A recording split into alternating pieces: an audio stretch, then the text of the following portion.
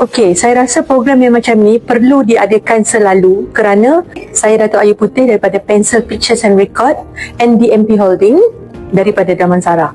Okey, apa yang saya dapat daripada kita punya program tadi tu, sesuatu benda yang sangat berharga di mana sangat menjimatkan kita, di mana saya sepanjang dalam perniagaan saya memerlukan banyak modal daripada segi video pembikinan, segala benda yang berunsurkan modal yang tinggi. Tapi dengan sistem yang kita belajar tadi tu, saya rasa banyak membantu dan menjimatkan syarikat saya. Saya rasa AI sangat membantu bisnes saya sebabnya macam saya lah, saya sukar nak dapat satu grup yang betul-betul boleh deliver apa yang kita nak.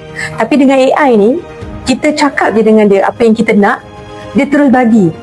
Bila kita tanya, kita cakap, dia terus bagi benda yang kita nak. Dan dia seolah-olah mengerti apa yang kita nak.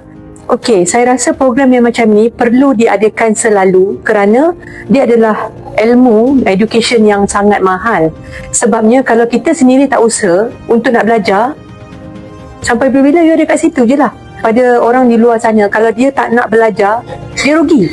Sebab AI ni, dia makin lama makin jauh tinggalkan kita. So kalau kita tak ambil tahu ataupun tak rebut peluang untuk belajar apa-apa saja mengenai AI, kita rugilah.